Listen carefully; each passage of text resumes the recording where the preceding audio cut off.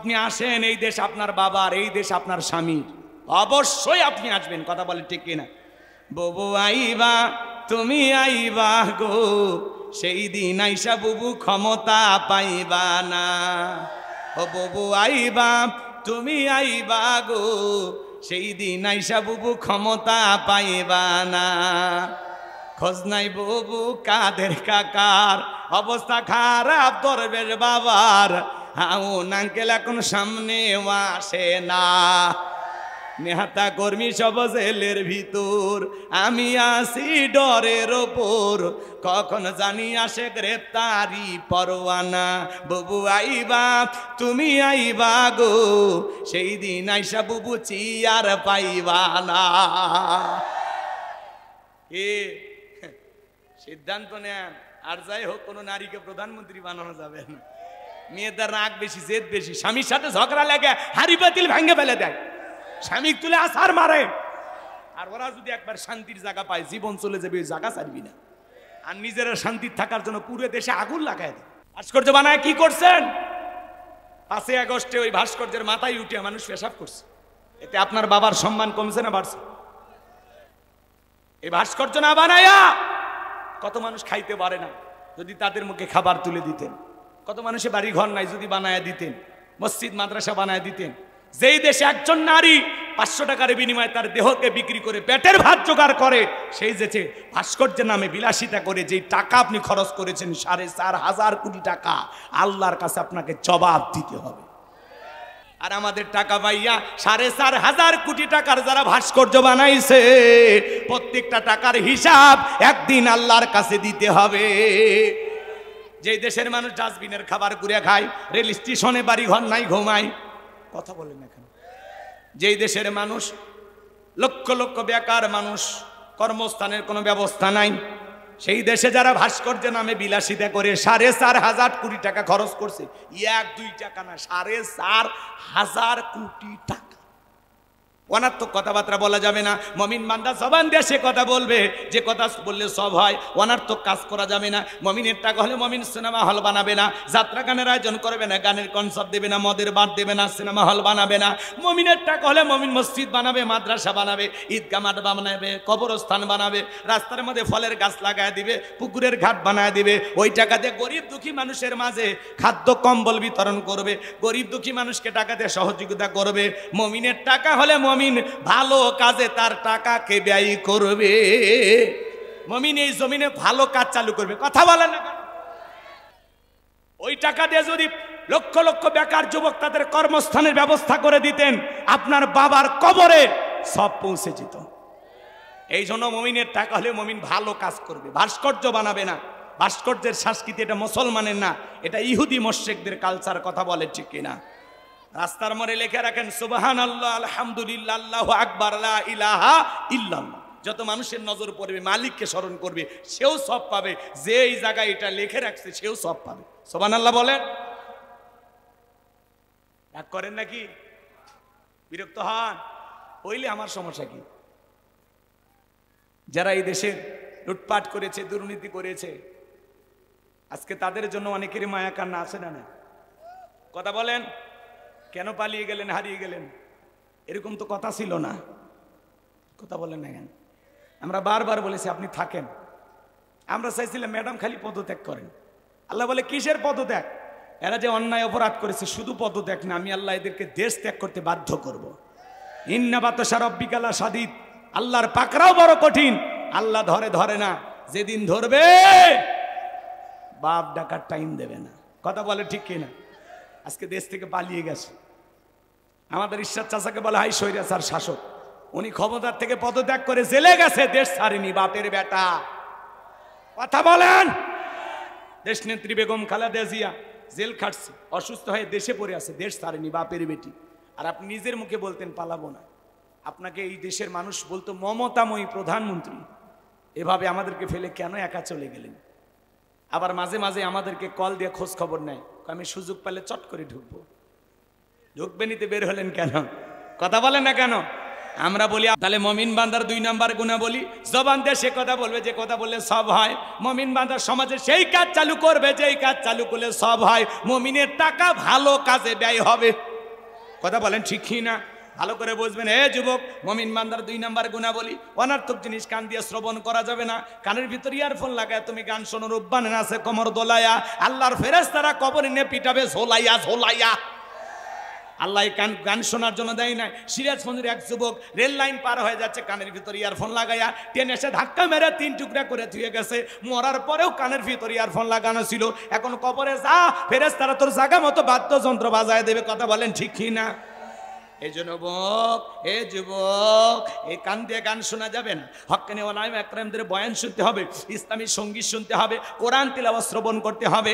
এই কান দিয়ে ভালো ভালো কথা শ্রবণ করার দরকার আছে না নাই?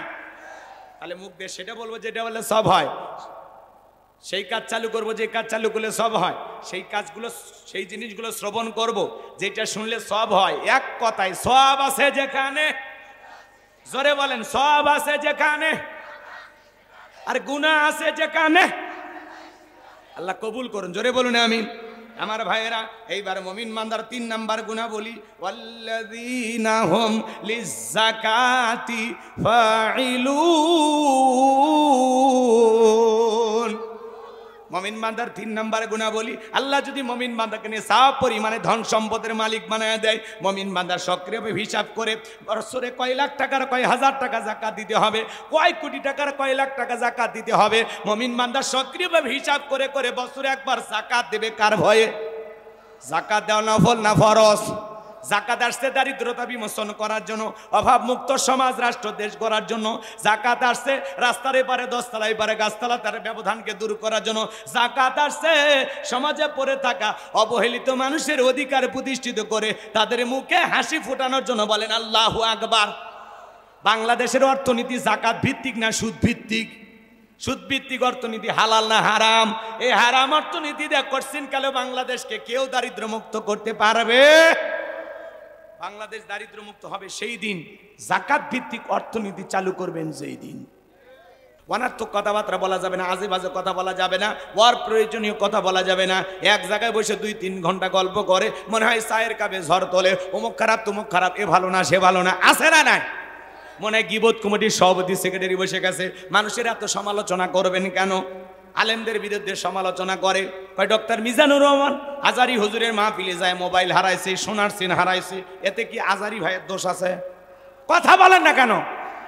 যশোরের থানায় হাজার হাজার মানুষ জিডি করতে গেছে, কি হয়েছে বলে আমরা আদ্দিন ফাউন্ডেশনের উদ্যোগে যে 3 দিন ব্যাপী ঐতিহাসিক তাফসীরুল কোরআন মাহফিল হয়েছে, সেখানে শেষের দিনে ডক্টর মিজানুর রহমান আজারি ভাই কথা বলেছেন, যেখানে লক্ষ লক্ষ মানুষ গিয়েছিলেন। বলেন তো বাজান, ওই হাজার হাজার লক্ষ লক্ষ মানুষের ভিড়ে 2-4 জনের মোবাইল হারায় গেছে, কোনো মহিলার গলার চেন হারায় গেছে, তারা থানায় গেছে জিডি করতে, থানায় গেছে জিডি করতে। বলেন তো এখানে দোষ কি মিজানুর রহমান আজারি ভাইয়ের আছে? আকিস ফাউন্ডেশনের আছে? আদ্দিন ফাউন্ডেশনের কোনো দোষ নাই। তারা বারবার মোবাইলে বলেছিলেন খবরদার সাবধান থাকবেন, আশেপাশে দুষ্ট লোক ঘোরাঘুরি করতেছে, মোবাইল সাবধান, মানি ব্যাগ সাবধান, মা বোনেরা আপনাদের চেন গলার হার এগুলো সাবধানে রাখবেন। বারবার তারা সতর্ক করে দিয়েছিল। দেখেন না বাংলাদেশে একটু ভিড় হইলে ওই জায়গায় যা চোরেরা সুযোগ খুঁজে। কথা বলে না কেন? অনেকে বলতেছে হুজুর আপনারা ওয়াজ করেন, মিজানুর রহমান আজারি হুজুরের মাহফিলে যায়, মোবাইল চুরি হচ্ছে, সোনার চেন চুরি হচ্ছে, তাহলে আপনাদের ওয়াজ দিয়ে তো মানুষ হেদায়েত হচ্ছে না। তো কথায় আছে না, চোরে না শোনে ধর্মের কাহিনী। মসজিদ থেকে যে জুতা চুরি হয়ে যায়, কার দোষ? ইমামের দোষ? এ কথা কন নাকি আপনারা? আমরা মসজিদের জুতা চুরি বন্ধ করতে পারিনি। আমি হুজুরের 3 জোড়া স্যান্ডেল চুরি হয়ে গেছে আজ পর্যন্ত। আর আপনি আজারি ভাইকে নিয়ে সব আলোচনা করতেছেন কেন? কেন? আপনার নিজের জিনিস নিজে কি, নিজের জিনিস নিজে কি করা লাগবে? নিজের জিনিস নিজের হেফাজতে রাখা লাগবে। আপনার জিনিস আপনি নিজ দায়িত্বে হেফাজত করবেন। আপনার জিনিসের দায়িত্ব আজারি হুজুর নেবে? হ্যাঁ? আর মা বোনেরা যারা ওয়াজ মাহফিলে যান, কেন কেন আপনার সোনার চেন পরে যাওয়া লাগবে? এটা কি শ্বশুর বাড়ির কাছে? আগলিরা বোঝে না। মা বোনেরা যারা মাহফিলে আসবেন, খবরদার সোনার কোনো জিনিস শরীরের কোথাও পরে আসবেন না। কথা কয় না কেন? খালি নাকের ফুলটা কোনো মতে রাখবেন, কানের দুল যা আছে সব খুলে রাখবেন। আর যদি পারেন ওই যে আর একটা সোনার মতো কি নাম আছে, হ্যাঁ ওইটা পরে আসবেন, যাতে চোর নিলতে পারলে ওই যেন বাড়িতে শুকরিয়া আদায় করে। পরে টেস্ট করবে, যা বুঝে ফেলে দিবে যে কি জিনিস নিয়ে আসছে, কথা কন ঠিক কিনা। তো ভাই ডক্টর মিজানুর রহমান আজারি ভাই মাহফিল করেছেন, হাজার হাজার মানুষ থানায় যাইয়া যশোরে জিডি করতেছেন, কারো মোবাইল হারিয়ে গেছে, কারো চেন হারিয়ে গেছে, বিভিন্ন জিনিসপত্র তারা হারিয়ে ফেলেছেন। এখানে বক্তার দোষ দেওয়া লাভ নাই, আয়োজকদের দোষ দেওয়া লাভ নাই। যারা শুনতে গেছেন শ্রোতা, তাদেরকে 100% সতর্ক থাকতে হবে, নিজের জিনিস নিজেকে হেফাজত করা লাগবে, কথা বলে ঠিক কিনা। আমাদের মাহফিলে যা মোটরসাইকেল হারায়, হ্যাঁ নওগাঁয় জেলা এক জায়গায় মাহফিল করলাম, আমরা এরকম ওয়াজ করতেছি, এর থেকে মনে করেন 2-3 বাড়ি পরে আর একদল চোর এসে চুরি করে সব নিয়ে গেছে।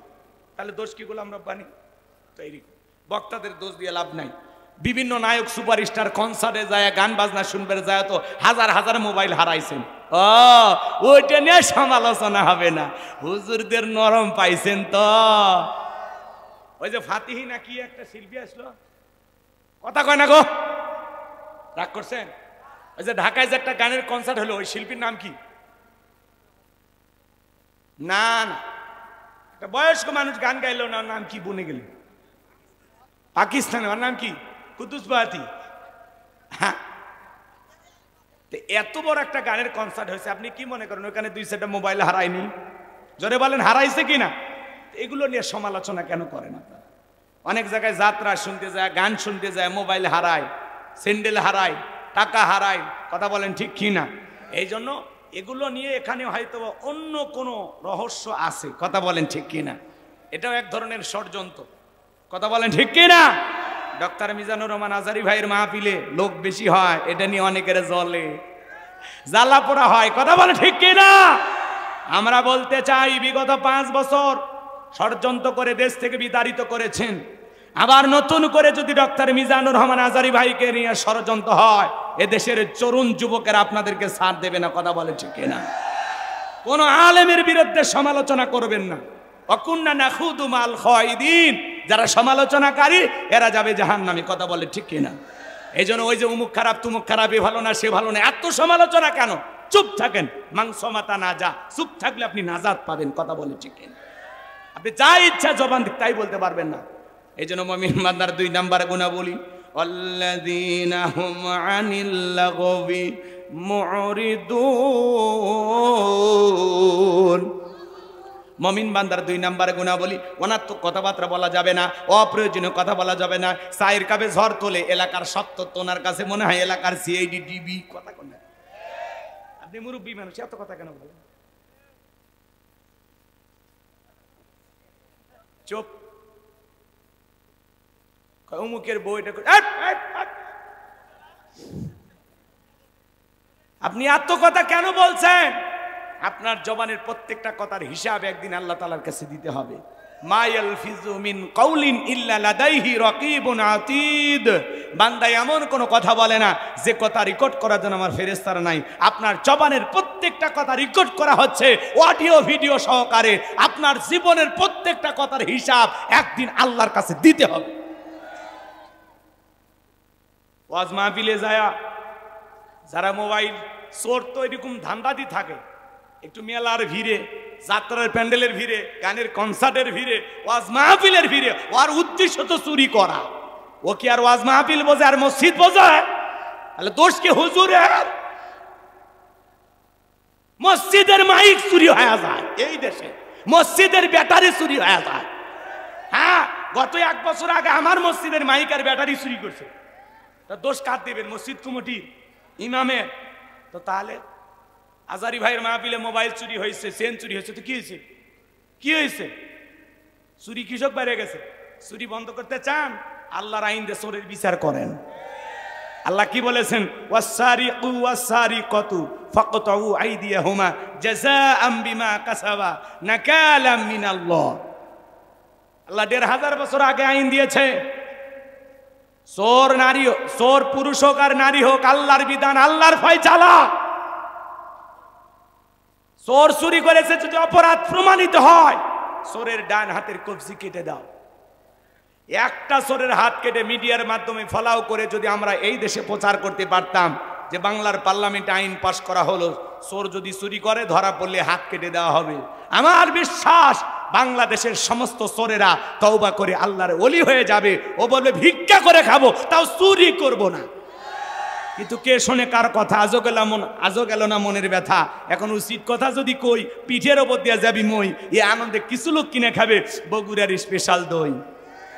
যত দোষ নন্দ ঘোষ, 70টা বললে দোষ, করলে অন্যায়ের প্রতিবাদ, নামটা হবে তোমার মৌলবাদ, নামটা হবে তোমার জঙ্গিবাদ। হুজুরদের নরম পায়া যা ইচ্ছা তাই নিয়ে সমালোচনা করেন না, আল্লাহর আইন চালু করেন না। মনে রাখবেন, লন্ডন আমেরিকার আইন দিয়ে বাংলার 1 ইঞ্চি মাটিতেও কোনো নেতা শান্তি প্রতিষ্ঠিত করতে পারবে না।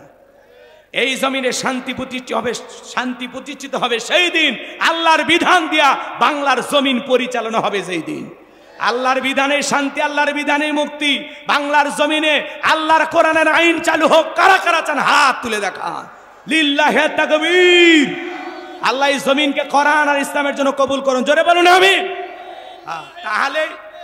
তাহলেই মসজিদের মাইক চুরি হবে না, ব্যাটারি চুরি হবে না, কারো গরু ছাগল চুরি হবে না, সোনা দানা গহনা গাড়ি চুরি হবে না, ওয়াজ মাহফিলে মোটর সাইকেল চুরি হবে না, মোবাইল চুরি হবে না, সোনার চেন চুরি হবে না। চুরি দুর্নীতি বন্ধ হবে সেই দিন, আল্লাহর আইন দিয়া চোরের বিচার হবে যেই দিন। কিন্তু আমাদের কথা ভালো লাগে না, বলে না 1500 বছরের আইন, এগুলো ব্যাকডেট, এগুলো চলবে না। মানুষের তৈরি করা নিয়ম নীতিতে কোশ্চিন কালেও এই 56,000 বর্গ মাইলের 1 ইঞ্চি মাটিতে আপনারা শান্তি প্রতিষ্ঠিত করতে পারবেন না। এই সমাজে শান্তি আসবে সেই দিন, আল্লাহর আইন দিয়ে জমিন চলবে যেই দিন। আল্লাহ লাহুল খলকু ওয়াল আমর, সৃষ্টি যার, আইন চলবে সে আল্লাহর কথা বলে, ঠিক কিনা? আল্লাহর বিধান এই জমিনে চালু হোক, সবাই চান তো ইনশাআল্লাহ? আল্লাহ কবুল করুন, জোরে বলুন আমিন। তাহলে কি বক্তার দোষ? ডক্টর মিজানুর রহমান আজারি ভাইয়ের দোষ? ওনাকে নিয়ে একটু সমালোচনা, ওনার একটু ভুল ধরার জন্য একেবারে চশমা লাগায় বসে আছে। আজারি সাহেবের কি ভুল ধরা যায়? কথা বলে না কেন? অনেকে ওনার 5 বছরের আগের একটা বক্তৃতার অডিও আর এই নতুন যে ওয়াজ করছে তার একটা ভিডিও দিয়ে এডিট করে সিস্টেম করে ছাড়িয়ে দিয়ে বলতেছে, এই যে দেখেন আজারি হুজুর উল্টাপাল্টা বলতেছে। ভাই, সমালোচনা করবেন আল্লাহর হস্তে, আল্লাহর হস্তে একটু ভালো হয়ে যান। কাদা সরাসরি করবেন না, সমালোচনা করবেন না। যারা সমালোচনা করে এরা হলো নিচু মনের মানুষ। কথা বলেন ঠিক কিনা? কেন সমালোচনা করেন? মানুষের সমালোচনা করে লাভ আছে? অমুক খারাপ তমুক খারাপ। আরে ভাই, আমার জীবনেই তো ভুলে ভরা, আমি নিজের গুনাহের টেনশনে, অপরাধের টেনশনে ঘুমাইতে পারি না। কথা বলে ঠিক কিনা? এজন্য আসুন নিজের আত্মসমালোচনা করি, নিজের জিন্দিগির ত্রুটিগুলো তালাশ করি। এক মুমিন আর এক মুমিনের আয়না। কোনো ভাইয়ের ভুল ধরা পড়লে তার কাছে যান, সংশোধন করে দেন। সোশ্যাল মিডিয়াতে আমরা সমালোচনা করব না। আল্লাহ যেন এই জাতির সকল ভাইদেরকে হেদায়েত দান করেন। একটু জোরে বলুন আমিন। বিশেষ করে টুবিয়ালা আলেম ওলামা যারা আছেন, ভাই খবরদার, আল্লাহর হস্তে একজন আলেম আর একজন আলেমের বিরুদ্ধে একটি পোস্ট করবেন না ইনশাআল্লাহ। আল্লাহ যেন এই জাতির সমস্ত ভাইদেরকে হেদায়েত দান করেন। একটু জোরে বলেন না আমিন। তাহলে মুমিন বান্দাল্লাযীনা হুম লিয-যাকাতি ফাইলুন। মুমিন বান্দার 3 নাম্বার গুণাবলী, আল্লাহ যদি মুমিন বান্দাকে নিয়ে সাফ পরিমাণে ধন সম্পদের মালিক বানায় দেয়, মুমিন বান্দা সক্রিয়ভাবে হিসাব করে বছরে একবার যাকাত দেবে। কয়বার? বছরে যাকাত দেবে একবার। কথা বলেন ঠিক কি না? তাহলে এদিক খেয়াল করেন, যাকাত দেওয়া নফল না ফরজ? নামাজ আদায় করা যেমন ফরজ, যাকাত দেওয়া তেমনি ফরজ। কথা বলেন ঠিক কি না? এদিকে দিকে দিক একটু কান লাগান। তাহলে বাংলাদেশের অর্থনীতি যাকাত ভিত্তিক না সুদ ভিত্তিক? জোরে বলেন। সুদ ভিত্তিক অর্থনীতি হালাল না হারাম? এই হারাম অর্থনীতি দিয়ে বাংলাদেশকে পরিবর্তন করা সম্ভব নয়। এই জন্য বাজান, যাকাত ভিত্তিক অর্থনীতি চালু করা লাগবে। আর এই যাকাত, এদিক খেয়াল করেন, যাকাত ভিত্তিক অর্থনীতি চালু করার পরে একটা যাকাত মন্ত্রণালয় চালু করতে হবে। আর এই যাকাত মন্ত্রণালয়ের দায়িত্ব এদেশের বিজ্ঞ ইসলামিক স্কলার, দিনের দায়ী আলেমদের কাঁধে দেওয়া লাগবে। আলেমেরা কি করবে? এই দেশের সমস্ত ধনীদের তালিকা করবে। ধনী যাকাত দেবে না, যাকাত আদায় করা হবে। এদেশের অধিকাংশ ধনী হিসাব করে যাকাত দেয় না। উনি ধনী মানুষ, যাকাত আছে 1 কোটি টাকা, কোনো মতে 5-10 লাখ টাকা যাকাত দিয়া নিজের 90 লাখ টাকা যাকাত নিজেই মারিয়া খায়। উনি ধনী মানুষ, যাকাত আসছে 10 লাখ টাকা, কোনো মতে 2-3 লাখ টাকা দিয়া নিজের 6 লাখ টাকা যাকাত নিজেই মারিয়া খায়। কথা বলেন ঠিক কি না? আরে দেশের মানুষ পয়সা জাকাত মানে শাড়ি লুঙ্গি, এমন লুঙ্গি কিনে দেয় 200 টাকা লিটার লুঙ্গি, পরে থাকলে আবার জান্নাত জাহান্নাম সব বোঝা যায়। এমন শাড়ি দেয় 300 টাকা দামের শাড়ি, ধুয়ে দিলে শাড়ি না মশারি খুঁজে পাওয়া যায় না। এ বড় লোক, এই শাড়ি তোমার বউরে পরাইবা, এই শাড়ি তোমার মেয়েরে পরাইবা, কথা বলেন ঠিক কিনা? জাকাত মানে শাড়ি লুঙ্গি না। হযরত ওমর ফারুক ডেকে বলেন, তোমরা জাকাতের অর্থ এমন ভাবে দাও যাতে ওই ব্যক্তি জাকাতের জন্য আর কারো দুয়ারে হাত না বাঁধে। এই ছেলেটা বেকার বসে আসে, জাকাতের 1.5 লাখ টাকা দেয়া, ওরে দারিয়াপুর বাজার একটা দোকান ধরায়া দেন। আল্লাহ যদি চায় 5-7 বছর ব্যবসা করে ও নিজেও ভবিষ্যতে জাকাত দেবে। এই ছেলেটা বেকার বসে আছে, জাকাতের 1.5 লাখ টাকা দিয়ে একটা অটো ভ্যান কিনে দেন, রিক্সা কিনে দেন, ওইটাতে তার কর্মস্থানের ব্যবস্থা হলো, বেকার থাকলো না, 500-600 টাকা দৈনিক একটা ইনকামের ব্যবস্থা হলো। কথা বলে বিধবা নারী আসছে, শাড়ি দিয়ে কি লাভ, সিলাই মেশিন দেন, 2টা ছাগলের বাচ্চা কিনে দেন, 2টা গাভী গরু কিনে দেন, এগুলো লালন পালন করে ভাগ্যের চাকা ঘোরাবে। কথা বলেন ঠিক কিনা? জাকাতের অর্থ দিয়া মানুষের কর্মস্থানে ব্যবস্থা করা লাগবে। এই জন্য এই দায়িত্ব আলেমদেরকে দেওয়া লাগবে। জাকাতের 8টা খাত আছে, সেটা আলেমেরা বুঝবে। ওই গুমসুর ডালচোর বিকাশের টাকা চোর ওই দুর্নীতিবাজদেরকে দেওয়া যাবে না। যারা 11 লক্ষ কোটি টাকা দুর্নীতি করে বিদেশে পাচার করেছে, ওদেরকে জাকাতের টাকা দিলে সব বিদেশে পাচার করবে, ওদেরকে দেওয়া যাবে। ওদের পেছনে আপনারা স্লোগান দেন, বল্টু ভাইয়ের চরিত্র ফুলের মতো পবিত্র, নামাজ পড়ে 1 ওয়াক্ত, গাঁজা খাই 5 ওয়াক্ত, গুমচুরিতে পাকা ভক্ত, শয়তানের জন্য 1 নম্বর ভক্ত, হুজুরের জন্য খুবই শক্ত, চুচা খাই গরিবের রক্ত। পোস্টারে লেখা থাকে গরিবের বন্ধু, ভোট দিয়ে দেখেন গরিবের কয় নাম্বার শত্রু। পোস্টারের নিচে লেখা থাকে সেবা করার সুযোগ দিন। সেবা করার সুযোগ দিবে, তোমার সাইকেল ছিল না, মোটরসাইকেল ছিল না, তুমি নেতা হইয়া গাড়ি বাড়ি টাকা পয়সা, গাইবান্ধাই বাড়ি ঢাকাই বাড়ি, টাকা কি জিবরাইল দিয়ে গেছে? এই খাওয়ার রাজনীতি দেশে বন্ধ করতে হবে। কথা বলে ঠিক কি না? যারা সত্যি জনগণের জন্য রাজনীতি করবে, জনগণের জন্য নিজের জীবনের সবটুকু দিয়ে দিবে, এই ধরনের সৎ মানুষদের দরকার। যারা লুটে পুটে খাবে, পেট নীতি করবে, নিজের পকেট ভারী করবে, এই দুর্নীতিবাজদেরকে এই সমাজের নেতা বানানো যাবে না। কথা বলেন আপনারা? ধনী জাকাত দেবে না, জাকাত আদায় করা লাগবে। আলেমেরা কি করবে? সমস্ত ধনীদের তালিকা করবে। এই দেশে একটা জরিপ করা হয়েছে, যদি 10 বছর ধনীদের কাছ থেকে জাকাত আদায় করা হয় আর গরিবদের তালিকা করে সঠিক জাকাতের যে 8টা খাত, এই খাত অনুযায়ী তালিকা করে যদি জাকাতের টাকাগুলো বন্টন করা হয়, 10 বছর পরে বাংলাদেশে একজন গরিব খুঁজে পাওয়া যাবে না। আল্লাহু আকবার বলেন। এবার শোনেন, ইনি ধনী মানুষ, বলেন আপনার ব্যাংকে কত, বইয়ের অ্যাকাউন্টে কত, সিন্ধুকে কত, মাটির নিচে কত, খাটের নিচে কত? আপনার জাকাতের 2,75,72,500 টাকা। ধনী জাকাত দেবে না, জাকাত আদায় করা হবে। ছোট্ট একটা 2 মিনিট একটা ঘটনা বলে দেই। আল্লাহ নবী মুসা আলাইহিস সালামের নাম আপনারা শুনেছেন। পয়গাম্বার কারুনের কাছে যা বলে, কারুনে জাকাত দিতে হবে। কারণ ডেকে বলে, পয়গাম্বার আমি জাকাত দিতে পারবো না। নবী মুসার রাগ কম না বেশি? যেই নবী রেগে গেলে মাথার টুপি ভেদ করে চুল খাড়া হয়। আল্লাহু আকবার বলেন। আজরাইলকে পর্যন্ত থাপ্পড় মারে, এক ঘুষি দিয়ে কীর্তিকে দুনিয়া থেকে বিদায় করে দেয়। ছাগল ক্ষেতের ফসল খাইছে, ছাগলও তুলে আসার বার। এত রাগ নবী মুসা।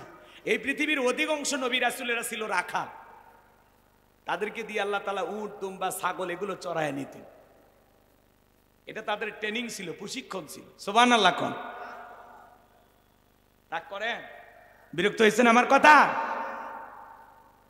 এগুলো দিয়ে আল্লাহ তাআলা তাদেরকে ট্রেনিং করাইতেন। ছাগল চড়ানো কিন্তু কম সম কাজ নাই, বিশাল বিরক্ত। একবার যদি ব্রেক করে, 2টা পা সামনে দিয়ে ওরে টানে কি মোয়ায় কোলে নিয়ে যাওয়া লাগবে, ওই পা দিয়ে আর হাঁটে যাবে না। কথা কোন ঠিক? অভিমান করছে, যে ব্রেক করছে মানে কি অভিমান করছে। কথা কি বলছেন? হাই রে ভাই, ছাগল ছোটবেলায় আপনারা তো 2-1টা চড়াইছেন নাকি? যারা চড়াইছেন মানে ছাগল চড়ানোর কাজ করছেন, ওরা বোঝে। রাগ করতেন আপনারা? বিরক্ত হন? সামনের দিকে যায় ভাইরা আমার। নবী মুসা রাগান্বিত চেহারা দেখে কারণ ডেকে বলে, পয়গাম্বার কত টাকা দিতে হবে? নবী মুসা বলে, 2.5%। বলে ঠিক আছে, আপনি একটু যান, আমার একটু হিসাব নিকাশ করার সুযোগ দেন, পরবর্তীতে আপনাকে জানানো হবে। নবী মুসা চলে গেলেন। এইবার কারণকে আল্লাহ তাআলা এত সম্পদ দিয়েছিল বাজান, 70টা উট লাগতো চাবি বহন করতে। চাবি যদি এত হয় তালা কত, আর তালা যদি এত হয় সিন্ধুকে মাল কত? ছোট মাথায় ধরবে না।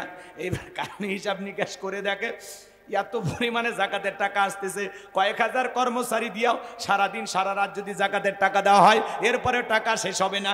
এমনি তো কৃপণ পায়ে স্যান্ডেল দেয় না, ক্ষয় যাবে বলে, গায়ে জামা পরে না ছিঁড়ে যাবে বলে, সেই কৃপণ কি এত টাকা জাকাত দিতে পারে না?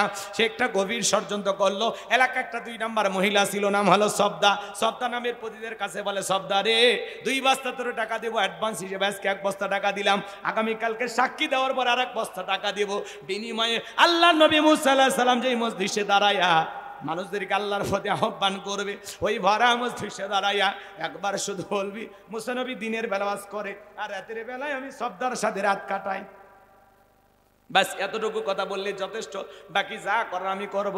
সবদা যেহেতু 2 নাম্বার মহিলা রাজি হয়ে গেল, পরের দিন সকালবেলা আল্লাহ নবী মুসা আলাইহিস সালাম হাজার হাজার জনতার সামনে আল্লাহর পথে আহ্বান করতেছেন, আল্লাহর পথে মানুষকে দাওয়াত দিতেছেন। সবদা এবার মুসা নবীর আলোচনা শোনার পরে পাষাণ হৃদয় গইলা চোখ দিয়ে পানি ঝরতেছে। জোরে বলেন মারহাবা। কারণ বলে তাড়াতাড়ি দাঁড়ালে আরেকটু শনিবার শুনতে দেওয়া যাবে না। 2 জন লোক পাঠায় দিল, ওরা যা সবটাকে ধরে জোর করায় দাঁড় করায় দিল। যখন কারণ লাভ পেরে দাঁড়ায় বলে, মুসা ওয়াজ বন্ধ কর, তাকায় দেখ 2 নাম্বার মহিলা দাঁড়াইছে। মহিলাটা 2 নাম্বার না 1 নাম্বার মুসা নবী কি জানে? রতনে রতন সেনে কথা বলেন ঠিক কিনা? আজ যখন আলেম ওলামা হক কথা বলে, সুদের কথা বলে, ঘুষের কথা বলে, জিহাদের কথা বলে, আল্লাহর জমিনে আল্লাহর আইনকে প্রতিষ্ঠিত করার কথা বলে, একামতে দিনের কথা বলে, তাদেরকে টার্গেট করে বলা হয়, হুজুর আপনার ওয়াজ লাইন ছাড়া, হুজুরের ওয়াজ লাইন ছাড়া না, তোমার জীবন লাইন ছাড়া, তুমি একটা তার সেরা কথা বলেন। মসজিদের মেম্বারে দাঁড়িয়ে সুদের কথা বলা যায় না, সুদখোর সভাপতি হুজুর আমি এই ব্যবসার সাথে জড়িত, খামাখা আমার নাম কেন নিচ্ছেন?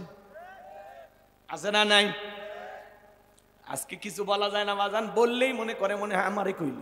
আলোচনা করা হয় তাহলে তাফসীর বুঝতে সহজ হয়। চিৎকার মেরে বলুন আল্লাহু আকবার। তাহলে সূরা আল মুমিনুন বিশ্ব নবীজির উপরে কোন প্রেক্ষাপটে কোন সময় নাজিল করেছেন আমি কি একটু তুলে ধরবো?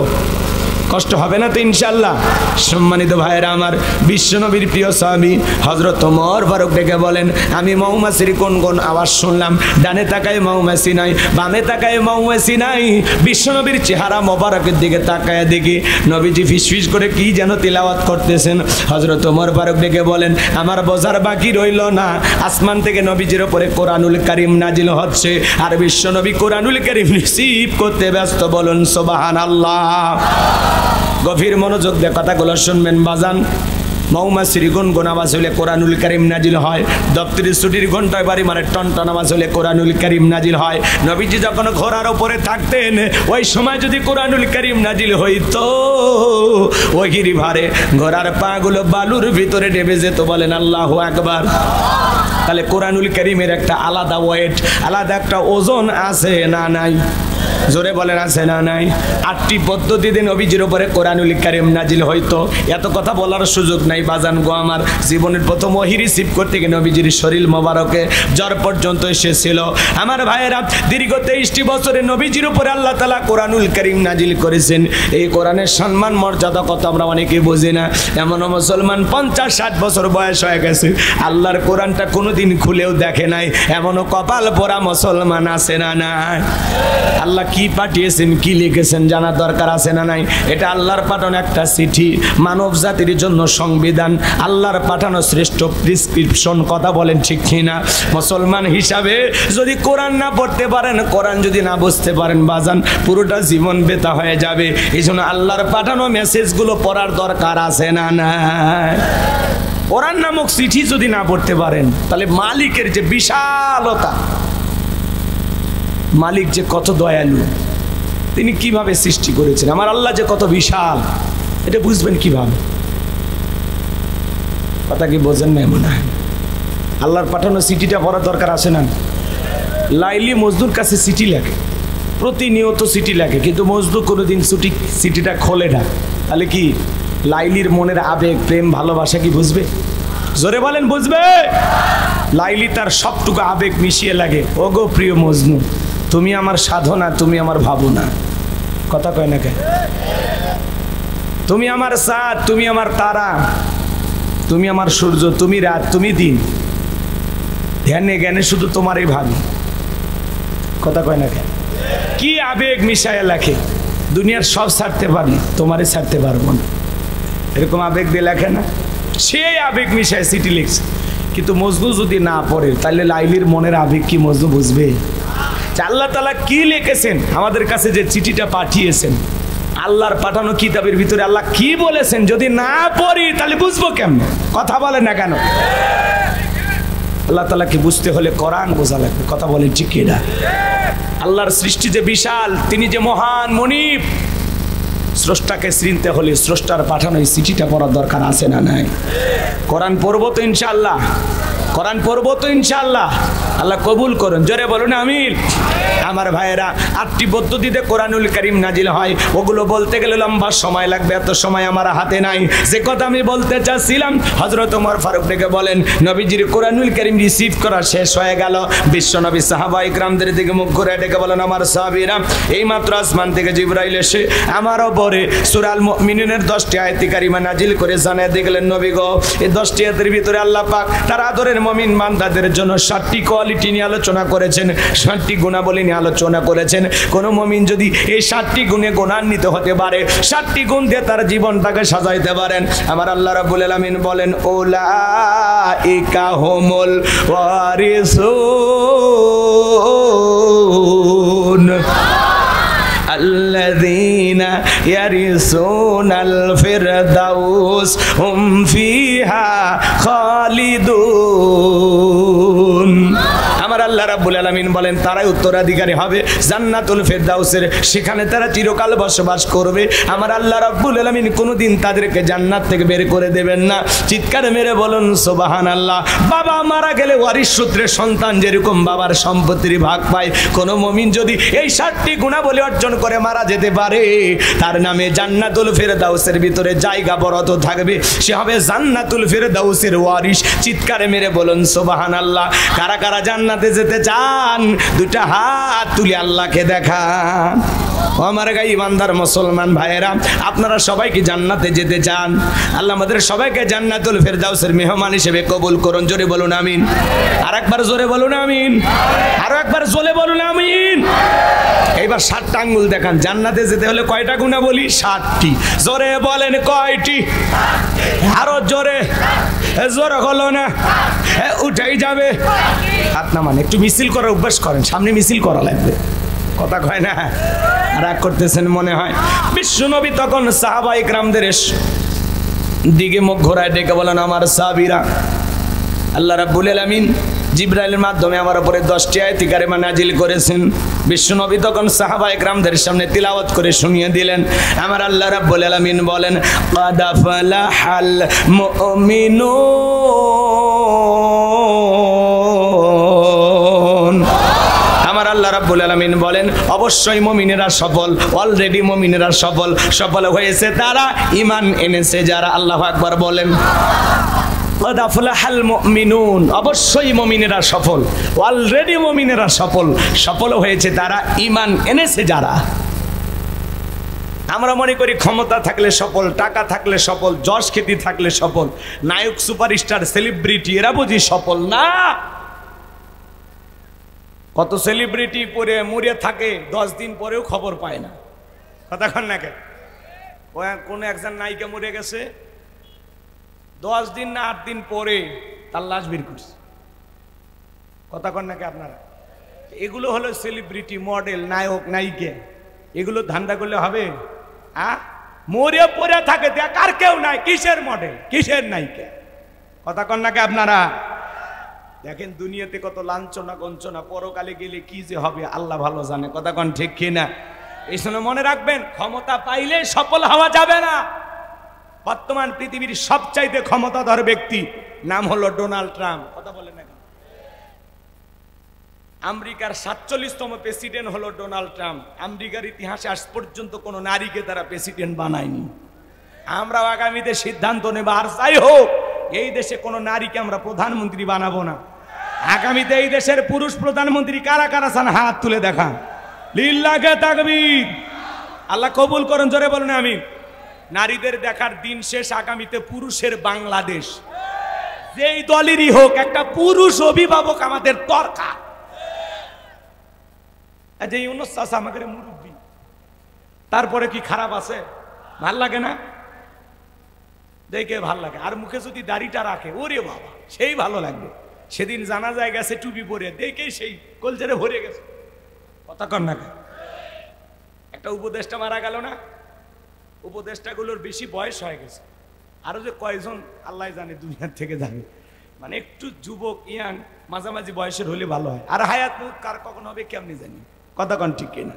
হয়তো বা ওনারাই বেঁচে আছে, আমরাই নাই, তাই না ভাই? কারণ জীবন মৃত্যুর মালিক কে? আল্লাহ। তা না, উনি যখন টুপি মাথায় দিয়ে জানাজায় গেছে, দেখে দিলটা ভরে গেছে, তাই না ভাই? এই জন্য পুরুষ দরকার, মরে গেলে অন্তত জানাজায় হাজির হয়। কি রাগ করতেছেন মনে হয় আপনারা? তাহলে ক্ষমতা পাইলে সফল হওয়া যাবে? রাগ করতেছেন? ক্ষমতা পাইলে সফল হওয়া যাবে না। সফল হতে পারবে তারা ঈমান আনবে যারা। বেঈমানেরা ক্ষমতার দিক দিয়ে দুনিয়াতে সফল হতে পারে, মরার পরে সবগুলো বেঈমানকে বিটাইয়া জাহান্নামে দেবেন তিনি কে? আর একটু জোরে বলেন কে? আপনাদের এলাকায় একটা বাজার আছে, কিসের বাজার? কামারজানি? ও এত মনে থাকতে, গাইবান্ধা বাজার বাদ দেন, দারিয়াপুর বাজার আছে, তাই না? আচ্ছা, ধরেন এই দারিয়াপুর বাজারে আল্লাহ রাসূল বান্দা তরি তরকারি বিক্রি করে, সবজি বিক্রেতা। আল্লাহর গোলাম যদি আজান দেওয়ার পরে মসজিদে গিয়ে মাথা নত করে আল্লাহকে সেজদা দেয়, পৃথিবীর বড় নেতা ডোনাল্ড ট্রাম্পের চাইতে সবজি বিক্রেতা ইমানদারের দাম কম না বেশি? তার মানে কি বুঝলেন? ইমান আছে যার, আল্লাহর কাছে দাম আছে। কথা কেন? ইমান আছে যার, আল্লাহর কাছে দাম আছে তার। কোন বেঈমানের দাম আল্লাহর কাছে নেই। আপনার চেহারা কালো হোক, ফর্সা হোক, লম্বা হন, খাটো হন, ধনী হন, গরিব হন, তাতে কোনো সমস্যা নেই। আপনার ভিতরে ইমান আছে, আল্লাহর কাছে আপনার দাম আছে। এই ইমান নামের মহাদৌলত, এই ইমান নামের দামি সম্পদ আল্লাহ তাআলা আমাদেরকে দান করেছেন। এই জন্য আমরা খুশি না বেজা? আল্লাহ ভালোবেসে মুসলমানের ঘরে জন্ম দিয়া জান্নাতের রাস্তা একটু আগায় দিয়েছে। সুবহানাল্লাহ বলেন। আল্লাহ তাআলা ভালোবেসে পৃথিবীর শ্রেষ্ঠ ধর্ম ইসলাম ধর্মের মানুষ বানায়া জান্নাতের রাস্তা আরেকটু আগায় দিয়েছে। পৃথিবীর শ্রেষ্ঠ কিতাব কোরআনুল কারীম দান করে জান্নাতের রাস্তা আরেকটু আগায় দিয়েছে। আখিরি নবীর আখিরি উম্মত বানায়া জান্নাতের রাস্তা আরেকটু আগায় দিয়েছে। এখন একটু আমল করলেই জান্নাত। সুবহানাল্লাহ। রাশিয়ার প্রেসিডেন্ট পুতিন আপনাদের বাংলাদেশের একজন রিক্সা চালক, ভ্যান চালক, লোকটা যদি ইমানদার হয়, আজান দেওয়ার পরে মাথা নত করে আল্লাহকে সেজদা দেয়, পৃথিবীর বড় নেতা পুতিনের চাইতে ওই রিক্সা চালক ইমানদারের দাম কম না বেশি? তার মানে পরিষ্কার বোঝা গেল, ক্ষমতা থাকলে সফল হওয়া যায় না, টাকা থাকলে সফল হওয়া যায় না, যশ খ্যাতি থাকলে সফল হওয়া যায় না। সফল হতে পারবে তারা ঈমান আনবে যারা। আল্লাহু আকবার বলেন। তাহলে আমি বলবো সফল হয়েছে কারা? আপনারা বলবেন ঈমান এনেছে যারা। ভাই, আপনার আমার ভিতরে ঈমান আছে, আল্লাহর কাছে দাম আছে। ঈমানদাররা দুনিয়াতেও সফল, আখিরাতেও সফল। সুবহানাল্লাহ বলেন। তাহলে বলেন সফল হয়েছে কারা? আরেকটু জোরে, সফল হয়েছে কারা?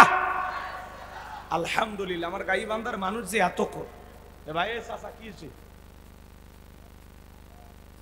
চাচা কি হয়েছে? চাচা কি হয়েছে? বসবেন না যাবেন? জায়গা দিচ্ছে না। আপনি এটি আসেন তো।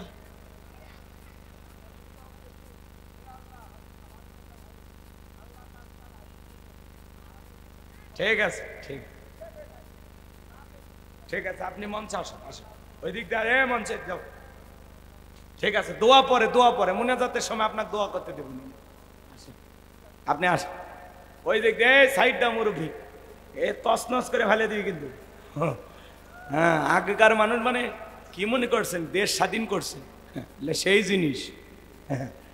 আচ্ছা ঠিক আছে, ঝামেলা করা যাবে না, একটু সামনে যারা থাকবেন সচেতন থাকবেন। কষ্ট হচ্ছে আপনাদের? তাহলে বাজান এদিক খেয়াল করেন, ঈমান এনেছে যারা, সফল হয়েছে তারা। কথা বলে ঠিক কি না? এবার শোনেন, একজন অমুসলিম জোহরের নামাজের পূর্বে ঈমান গ্রহণ করেছে, ওই ব্যক্তির উপরে জোহরের সালাত আদায় করা কি ফরজ? একটু জোরে বলেন কি? মুমিন জীবনের গুরুত্বপূর্ণ ইবাদতের নাম হলো সালাত। ঈমান আনার পরেই মুমিন জীবনের সবচাইতে দামি ইবাদতের নাম কি? সালাত। জোরে বলেন কি না? রাগ করতেছেন আপনারা? আরেকটু পিছে চাচা, চাচা আরেকটু পিছে, বক্সের আওয়াজ যেন কানত আসে। আরেকটু পিছেন, আরেকটু, আরেকটু বাজান। এই মুরব্বীকে একটা চা দাও, চা খাও বাজান, আমি টাকা দেব। ঠিক আছে। আচ্ছা, কষ্ট হচ্ছে আপনাদের? লিল্লাহে তাকবীর। এতগুলো মানুষের জন্য যদি চা থাকে এক কাপ খাওয়াই দিয়ে যাইতাম, কিন্তু আসলে এত চা পাবেন কো? অতএব আজকে আর হলো না, বগুড়ায় গেলে যোগাযোগ করেন, দই খাওয়াই ছেড়ে দেব। আচ্ছা এইবার চলেন ওয়াজে যায়। খারাপ লাগে বলবো না, দোয়া করব। আমার ভাইরা গভীর মনোযোগ দিয়ে শোনেন, আমি যে কথা বলতে চাচ্ছিলাম, ঈমান আনার পরে মুমিন জীবনের সবচেয়ে গুরুত্বপূর্ণ ইবাদতের নাম হলো সালাত। কিয়ামতের ময়দানে আল্লাহ তাআলা সর্বপ্রথম সালাতের হিসাব নেবেন। মুমিনদের 7টি কোয়ালিটি নিয়ে আল্লাহ তাআলা যখন আলোচনা শুরু করলেন, 1 নাম্বার আল্লাহ তাআলা সালাত দিয়ে শুরু করলেন। যুবক যারা আছো বাবা, নিরাশ হয়ে না, তোমরা যুবক, আমিও যুবক, তোমাদের মনের অবস্থাটাকে আমি বুঝি। তোমাদের জন্য স্পেশাল কিছু আলোচনা মাথার মেমোরিতে সেভ করা আছে, সময় মতো ডাউনলোড দিয়ে শোনায়া দেব। একটু অপেক্ষা করো, খুব বেশি অস্থির হয় না। 4 নাম্বার গুণাবলীতে যুবকদের ওয়াজ আছে, কথা বলেন ঠিক কি না? এবার চলুন মুমিন বান্দার 1 নাম্বার গুণাবলী। আল্লাহ রাব্বুল আলামিন বলেন, আল্লাযীনা হুম ফি সালাতিহিম খাশিউন।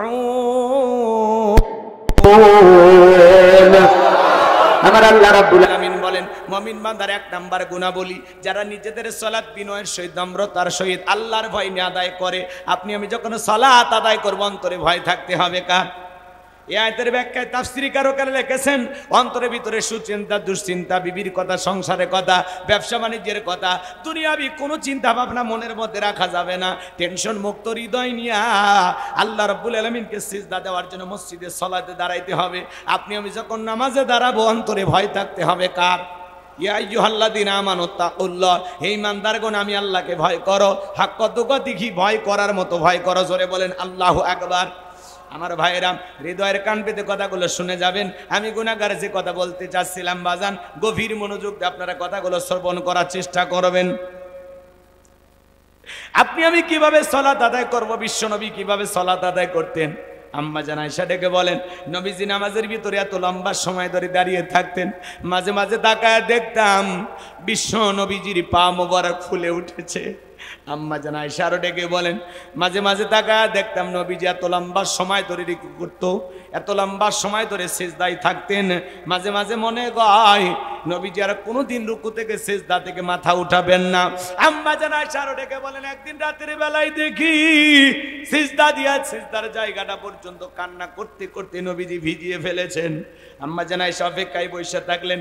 নবীজি যখন সিজদা থেকে মাথা উঠাইলেন, জিজ্ঞাসা করলেন, নবী গো, কান্না করার দরকার আছে না? না। 5 ওয়াক্ত সালাত এটা নফল না ফরজ? একটু জোরে বলেন বাজান। 5 ওয়াক্ত সালাত এটা রবের বাধ্যতামূলক ওয়ার্ডার, অবশ্য আপনাকে আমাকে আদায় করতে হবে।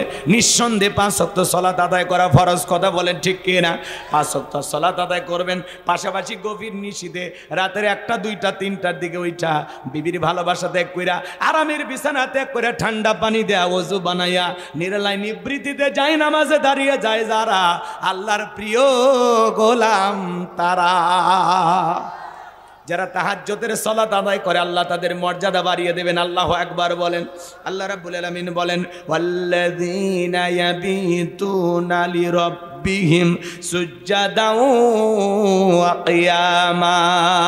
আল্লাহ ডেকে বলেন, যারা রাত্রি জাগরণ করে আমি আল্লাহকে সিজদা দেয়, আমি আল্লাহর জন্য দণ্ডায়মান হয়ে যাই। তাহলে গভীর নিশীথে যারা তাহাজ্জুদের সালাত আদায় করে, যাই নামাজে দাঁড়িয়ে যায়, এই নামাজ দুনিয়ার কাউকে দেখানোর জন্য নয়, এই নামাজ হলো একমাত্র কাকে পাওয়ার জন্য?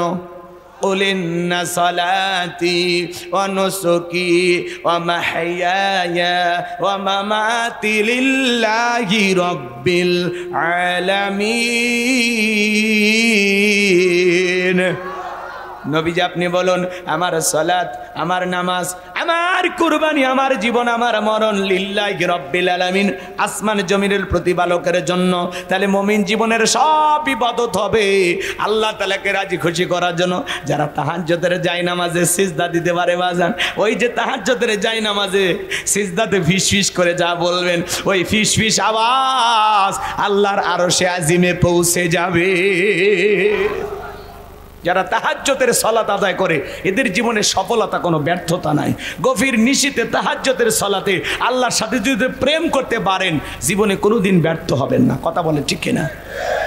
তাহলে আল্লাহর প্রিয় গোলাম যারা, তারা গভীর নিশীথে তাহাজ্জুদের সালাত আদায় করে রাত্রি কাটায় দিবে। যুবকেরাও রাত্রি জাগরণ করে, তবে তাহাজ্জুদ কইরা না, ইউটিউব ইন্টারনেট ঘাটাঘাটি কইরা, ইমু মেসেঞ্জারে বান্ধবীর সাথে সেটিং কইরা। কথা বলে না কেন? সারা রাত ইমু মেসেঞ্জারে সেটিং করে, হ্যালো জান খাইছো ঘুমাইছো, মেয়েটা রাগ করে বলে আজকে ভাত খাবো না, বলে তুমি না খাইলে আমিও খাবো না। নিজের মা খাইছে কিনা খবর নেয় না, বাবা খাইছে কিনা খবর নেয় না, প্রেমিকা না খাইলে দুষ্ট যুবকের মুখে খাবার ওঠে না। এরকম পাগল আছে না? না, সারা রাত চ্যাটিং করে ফজরের আজান হয় যখন, ওই হাইব্রিড যুবক ঘুমাইতে যায় তখন নামাজও পড়ে না। হে যুবক, এই ঘুম ভাঙলে সকাল, না ভাঙলে পরকাল। কথা বলেন ঠিক কি না? কেমন করে ঘুমাও তুমি ওরে গাইবান্দার যুবক, কেমন করে ঘুমাও তুমি ফজর করে কাজা, এমন তো হতে পারে ও তোমার জহরে জানাজা, এমন তো হতে পারে ও তোমার জহরে জানাজা। তাহলে বলেন তো বাজান, তাহাজ্জুদ পড়ার দরকার আছে না নাই? তাহাজ্জুদ পড়ে সিজদায় লুটিয়ে পড়ে চোখের পানি ছেড়ে দিয়ে আল্লাহ তাআলার কাছে কেঁদে কেঁদে বলবো, রব্বানা সরিফ আন্না আযাবা জাহান্নাম ইন্না আযাবাহা কানা গরামা। হে আমাদের রব, ওই কঠিন ভয়ঙ্কর জাহান্নামের আগুন থেকে আমাদের মুক্তি দাও। ওই জাহান্নামের আযাব শাস্তি সহ্য করার ক্ষমতা আমাদের নাই। ইন্নাহা সাআত মুস্তাকাররাও ওয়া মুকামা। আল্লাহ তাআলা বলেন, নিশ্চয়ই আবাসস্থল হিসাবে, বসতির জায়গা হিসাবে ওই জাহান্নাম কতটা নিকৃষ্টতম একটা স্থান। জাহান্নাম সুখের জায়গা না, ওইটা হলো যন্ত্রণার কারখানা। এ বাজান, আল্লাহ রাব্বুল আলামিন সূরা নাবার ভিতরে জানিয়ে দিলেন, ইন্না জাহান্নামা কানাত মিরসাদা লিত্তাগিনা মাআবা লাবিসিনা ফিহা আহকাবা লা ইয়াযুকুনা ফিহা বারদাও ওয়ালা শারাবা ইল্লা হামিমাও ওয়া গাসসাকা। আল্লাহ রাব্বুল আলামিন জানিয়ে দিলেন, ইন্না জাহান্নামা কানাত মিরসাদা, নিশ্চয়ই জাহান্নাম ফুলসিরাতের কিনারায় ওঁত পেতে রয়েছে। শিকারি ধরার জন্য যেমন ফাঁদ পাতা হয়, ফুলসিরাতের কিনারায় জাহান্নাম ওঁত পেতে রয়েছে। এটা হলো আল্লাহর আবাদ্য গোলামদের থাকার আবাসস্থল। এখানে তারা যুগের পর যুগ বসবাস করবে। একটা মানুষ কত লক্ষ বছর, কত কোটি বছর জাহান্নামের আগুনে জ্বলবে, এর সঠিক ইলমের জ্ঞান আছে কার কাছে? ওই জাহান্নামের আগুনে মানুষ জ্বলতে জ্বলতে চেহারাগুলো কয়লার মতো কালো হয়ে যাবে। দুনিয়ার আগুনের চাইতে জাহান্নামের আগুনের পাওয়ার হলো 70 গুণ বেশি। ওই জাহান্নামের আগুনে জ্বলবে পুড়বে। জাহান্নামীরা যখন ক্ষুধার্ত হয়ে যাবে, আল্লাহ ডেকে বলবে, ও আমার ফেরেশতারা, আমার জাহান্নামী বান্দাদেরকে খাদ্য পরিবেশন করো। জাহান্নামের তলদেশে এক ধরনের ফলের চাষ করা হবে, জাক্কুম, কাঁটাযুক্ত ফল। এই ফলটা যখন জাহান্নামীদের হাতে হাতে পরিবেশন করা হবে, তারা যখন খাবার মনে করে ফলটা গলার ভিতরে দেবে, গলার মাঝামাঝি বাইরেও আসবে না। যত গলা নাড়াচড়া করবে, কাঁটাগুলো ফুটবে আর ফুটবে। আল্লাহ জাহান্নামী বান্দাকে এই ফল খাইতে দিয়েছে ক্ষুধা মেটানোর জন্য না, জাহান্নামী বান্দার শাস্তি আরো বেশি বাড়ানোর জন্য। ওরা যত গলা নাড়াচাড়া করবে, কাঁটাগুলো ফুটবে আর ফুটবে। জাকাত দেবীরা চোখের পানি ছেড়ে দিয়ে কাঁদবে আর ডেকে বলবে, আল্লাহ এ কেমন ফল খাওয়াইতে দিলাম, ভিতরেও যায় না, বাইরে আসে না। যত গলা নাড়াচাড়া করি, কাঁটাগুলো ফুটবে আর ফুটবে। তখন তারা পানি পানি বলে চিৎকার মারবে, আল্লাহকে ডেকে বলবে, আল্লাহ পানি দাও, পানি দাও। আমার আল্লাহ তাআলা ডেকে বলেন, লা ইয়াযুকুনা ফিহা বারদাও ওয়ালা শারাবা, তাদেরকে মিনারেল ওয়াটার দেওয়া হবে না, ঠান্ডা কোনো পানি তাদেরকে পান করানো হবে না। যে পানি পান করে জাহান্নামী তার বুকের জ্বালা তৃষ্ণাকে নিবারণ করতে পারেন, কেমন পানি দেবেন? ইল্লা হামিমাও ওয়া গাসসাকা, এমন উত্তপ্ত ফুটান্ত গরম পানি তাদেরকে পান করানো হবে, যা পুষ ব্যতীত কিছুই নয়। ওই গাইবান্দার বাবাজিরা বলেন তো, দেখের ভিতরে বড় বড় ফোড়া হয়, ফাটায় দিলে ভিতর থেকে কি বের হয়? তরমুজের রস। কি বের হয়? পুষ। হাসপাতাল থেকে সংগ্রহ করে দিলে 1 গ্লাস খাবেন, কেউ 50,000 টাকা দেব। 1 লাখ দিলে অবশ্যই খাবেন, মিস করবেন না। সুস্বাদু নাকি? সূরা নাবার 25 নম্বর আয়াত আল্লাহ বলেন, ইল্লা হামিমাও ওয়া গাসসাকা, এমন উত্তপ্ত ফুটান্ত গরম পানি তাদেরকে পান করানো হবে যা পুজ ব্যতীত কিছুই নয়। ওই পুজওয়ালা দুর্গন্ধওয়ালা পানি যখন জাহান্নামী পান করবে, জাহান্নামী লারি ভুড়িগুলো গলে গলে পিছনে রাস্তা দিয়ে বের হয়ে যাবে। ওই গরম পানি চেহারার সামনে নিলে চেহারাটা ঝলসে যাবে, দেখের গোস্তগুলো খসে খসে পড়বে। জাহান্নামের সর্বনিম্ন শাস্তি এক জোড়া পায়ে স্যান্ডেল দিয়ে থাকবে। ওই জাহান্নামের এক জোড়া জুতে যে পরিধান করবে, ওই জুতা পরার কারণে মাথার মগজগুলো টকপক করে গলে নাক মুখ কান দিয়ে বের হয়ে যাবে। জাহান্নামের 1 ইঞ্চি জায়গা বাগা নাই, যার মধ্যে আগুন নাই। জাহান্নামের আগুন যার দেহকে স্পর্শ করবে মনে হয় কলিজাটা পুড়ে ছাই হয়ে যাবে। ওই জাহান্নামের আযাব শাস্তি সহ্য করার ক্ষমতা আমাদের নাই। বলেন তো বাজান, এই জাহান্নামের শাস্তি ঘটেছে না ঘটবে? একটু জোরে বলেন, আর একটু জোরে বলেন। ঘটবে, ঘটে নাই। আল্লাহ অগ্রিম জানিয়ে দিয়েছেন, অগ্রিম বার্তা পাঠিয়েছেন, বান্দা সাবধান, নিজেদেরকে জাহান্নামের আগুন থেকে বাঁচাও। আমরা যেন সতর্ক হতে পারি, সাবধান হতে পারি। এই জাহান্নামের ভয়ঙ্কর আযাবের কথা, শাস্তির কথা শুনে আমরা যেন নিজেদের গুনাহ কমাইতে পারি, আমরা যেন সিরাতাল মুস্তাকিমের পথে পরিচালিত হতে পারি, নিজেদেরকে জাহান্নাম থেকে বাঁচাইয়া জান্নাতে নিতে পারি। এই জন্য আল্লাহ তাআলা আগেই জানিয়েছে, বান্দা সাবধান সাবধান, সতর্ক করে দিয়েছে। আবার ভাইরা, তাহলে বলেন তো, আমাদের সবাইকে সিজদা দিয়ে কান্না করার দরকার আছে না নাই? নবীর এমনও সাহাবী ছিল 2 রাকাত নামাজ পড়ে সারা রাত কাটাইছে, সুবহানাল্লাহ। আর আপনার আমার 2 রাকাত নামাজ 2 মিনিটে শেষ। কথা বলেন, 4 রাকাত 4 মিনিটে শেষ। হযরতে তালহা রাদিয়াল্লাহু তাআলা সালাত আদায় করতেছেন। গভীর মনোযোগ দিয়ে কথাগুলো শুনবেন। জঙ্গল থেকে সাপ এসে ছেলেটা খেলা করতেছিল, পেঁচিয়ে ধরেছেন। স্ত্রী মানুষজনকে ডাকলেন, ছেলেটাকে বিপদমুক্ত করলেন। হযরতে তালহা নামাজ শেষে জিজ্ঞাসা করে, বিবিরে, বাড়িতে এত মানুষজন, ব্যাপারটা বুঝতে পারলাম না। ডেকে বলে, স্বামী, আপনি যখন নামাজে দাঁড়িয়ে গেছেন, জঙ্গল থেকে সাপ এসে সন্তানটাকে পেঁচিয়ে ধরেছিল, আমি মানুষজনকে ডাকলাম, ছেলেটাকে বিপদমুক্ত করলাম। এত ঘটনা আপনার চোখের সামনে ঘটে গেল, আপনি কি কিছুই বলতে পারেন না? হযরতে তালহা ডেকে বলেন, বিবিরে, নামাজের মধ্যে মন যদি এদিক সেদিক চলে যায়, তাহলে নামাজ তো আর নামাজ থাকে না। আল্লাহু আকবার। আর আপনি আমি নামাজ পড়ি, গাই বান্দা মন চলে যায় হাতি বান্দা, নামাজ পড়ি গাই বান্দা মন চলে যায় ভারতের বর্ডারে। কথা বলেন ঠিক কি না? নামাজের মধ্যে দাঁড়ায় আমাদের মন খালি ছটফট করে, মাঝে মাঝে দুনিয়াবি এত কথা নামাজের মধ্যে মনে হয়। নামাজ 2 রাকাত না 3 রাকাত চলতেছে, মনে থাকে না। মাঝে মাঝে দুনিয়াবি এত কথা, এত চিন্তা নামাজের মধ্যেই মনে হয়। সিজদা 2টা দিলাম না 1টা দিলাম, মনে থাকে না। মরুভূমিতে বিশ্বনবীর সাহাবী নামাজে দাঁড়িয়ে গেছে, পাখিগুলো খেজুর গাছ মনে করে সাহাবায়ে কেরামদের কাঁধের ওপরে, মাথার ওপরে বসে আছে। নবীজির সাহাবীরা সালাতে এত মনোযোগ, কাঁধে পাখি পড়ে থাকে, তারপরে তারা টের পাইতো না। চিৎকার মেরে বলেন সুবহানাল্লাহ। আর আপনি আমি একটা মশা যদি পড়ে, এই হাতেই জায়গায় নিয়ে জায়গায় মশা মারে, তারপরে সূরা ধরে। কথা বলেন না কেন আপনারা? ঘুমাইছেন নাকি? আমাদের নামাজে মনোযোগ নেই, নামাজের মধ্যে দাঁড়ায় মন খালি ছটফট করে। একটি গবেষণায় বলা হয়েছে, বাংলাদেশের কিছু কিছু মুসল্লিদের মন নামাজের ভিতরে 8 সেকেন্ডও স্থির থাকে না। আমাদের মন এত অস্থির, আমাদের পাগল মন খালি ছটফট করে। কথা বলেন না কেন? পাগল মন আমাদের খালি উল্টা পাল্টা কথা বলে, নামাজের মধ্যে দাঁড়ায় খালি সব মনে হয়, সব মনে হয়। কথা কম। এই জন্য বাজান, রাস্তাঘাট সব পরিষ্কার রাখা লাগে, তাছাড়া সামনে বিপদ আছে। রাগ করতেছেন মনে হয় আপনারা? কত কথা বলবো বাজান। এক মুরব্বী চাচা এত তাড়াহুড়ো করে উজু করছে, এক ঠ্যাং না ধুয়ে চাচা মসজিদে ঢুকছে। টাইসালা মসজিদ, পিছলা খায়া চাচা একদিক, লুঙ্গি একদিক। মানুষ বলে, চাচা লুঙ্গি খুলে গেছে, আগে ঠিক করেন। কেন? আগে জামাত ধরি, আছে না নাই? এত তাড়াহুড়ো করে নামাজ পড়ে বাজান। জোহরের 4 রাকাত সুন্নত, ইমাম আর মুসল্লি একসাথে নিয়ত বেঁধেছে। ইমামের 2 রাকাত হওয়ার আগে মুসল্লি 4 রাকাত শেষ। হুজুর জিজ্ঞাসা করেছে, চাচা মিয়া, আমার 2 রাকাত হয় না, আপনার 4 রাকাত হয়ে গেল। বলে, হুজুর আপনাদের চর্চা কম। হুজুরেরই বলি চর্চা। আর সামনে যখন রমজান মাস আসবে বাজান, প্রত্যেকটা মসজিদে মনে হয় রমজান আসলে তারাবির প্রতিযোগিতা শুরু হয়ে যায়।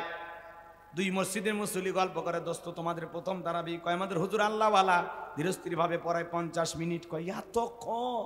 আর আমাদের হুজুর বিদ্যুতের গতি ফেল, কে কয় 20 মিনিটে সব শেষ, 20 মিনিটে 20 টাকা। সুবহানাল্লাহ, সব টাকা। সোনার মক্কা মদিনা আল্লাহ তার এই গোলামকে নিয়েছে, সেখানে তারাবি পড়লাম, সময় লাগলো 1 ঘন্টা 45 মিনিট। কত? আর আপনি 20 মিনিটে সব শেষ করেন। নামাজ পড়ছেন না তামাশা করছেন? খালি আলহামদুলিল্লাহ আর শেষে দোয়ার লিন শোনা যায়, মাঝখানে হুজুর যে কি পড়ছে হুজুর নিজেও জানে না। কথা বলেন ভাই, এই জন্য নামাজ নিয়ে তামাশা করা যাবে না ভাই। ফাঁসির আসামিকে যদি বলা হয় রাত 10টা বাজে 12টা আপনার ফাঁসি, লোকটা যদি ইমানদার হয় অবশ্যই 2 রাকাত নামাজ আদায় করবে। কথা বলেন ঠিক না?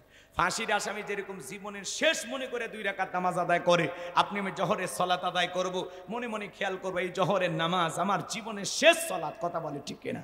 এই আসরের নামাজ আমার জীবনের শেষ সালাত। আল্লাহ তাআলা বলেন আল্লাযীনা হুম ফি সালাতিহিম খাশিউন, যারা নিজেদের সালাত বিনয়ের সহিত নম্রতার সহিত আল্লাহর ভয় নিয়ে খুশু খুশু ভাব নিয়ে আল্লাহর ভয় নিয়ে আদায় করে। একটা রাষ্ট্রপতি প্রধানমন্ত্রী তার সামনে যদি দাঁড়ান কি করবেন? দাড়ি চুলকাবেন? কথা কন, কি টুপি ঠিক করবেন? কিভাবে দাঁড়াবেন? ভদ্রতার সহিত, চুল পরিমাণের যেন বেয়াদবি না হয়।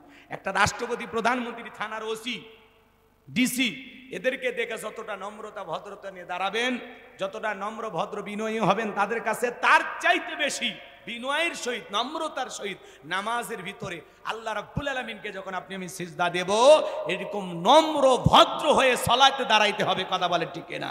আপনি সালাত আদায় করবেন আর মনে মনে খেয়াল করবেন আমি নামাজ আদায় করতেছি, আমার আল্লাহ আমাকে দেখতেছেন। আমি নামাজ আদায় করতেছি, আমার আল্লাহ আমার সামনেই দাঁড়িয়ে আছেন। কথা বলে ঠিক না? আপনি সালাত আদায় করবেন আর মনোযোগ দেবেন, মনোযোগ। কথা কয় না কেন?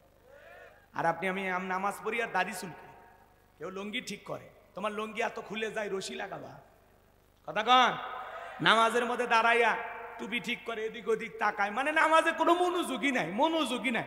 এমনও মুসল্লি আছে নামাজের মধ্যেই ফোন রিসিভ করে বলে হ্যালো 2 রাকাত চলতেছে। কি ডিজিটাল যুগ জামানা এসে পড়ছে, নামাজ পড়তে পড়তে ফোন রিসিভ করে। কি রাগ করতেছেন আপনারা? এরকম নামাজ পড়লে নামাজ হবে না ভাই। জীবনে কি এমন 2 রাকাত নামাজ আপনারা কেউ পড়েছেন যে হুজুর 2 রাকাত নামাজ আমার 2 ঘন্টা লাগছে, আমি সিজদা দিয়ে একদিন 1 ঘন্টা কেঁদেছিলাম, আল্লাহ যেন আমার গুনাহ মাফ করে দেয়, জাহান্নাম থেকে আমারে বাঁচায়? বলতে পারবেন? হাত তোলেন। তাহলে আমাদের এইরকম নামাজ নাই, তাহলে আমরা কি দিয়ে আখিরাত পারি হোক বলেন? আজ থেকে বিনয়ের সহিত নম্রতার সহিত আল্লাহর ভয় নিয়ে আল্লাহকে রাজি খুশি করার জন্য ধৈর্য সহকারে সময় নিয়ে সঠিকভাবে রুকু সিজদা করে কারা কারা সালাত আদায় করবেন 2 হাত তুলে দেখান। আল্লাহ আমাদের গাই বান্দার সকল মানুষদেরকে নামাজি বানায় দেন। এটা জোরে বলেন না আমিন। শোনেন, নামাজ পড়া তো ওয়াদা দিলেন, পড়বেন তো ইনশাআল্লাহ। এইবার মুমিন বান্দার 2 নাম্বার গুণাবলী, ওয়াল্লাযীনা হুম আনিল লাগবি মুরিদুন,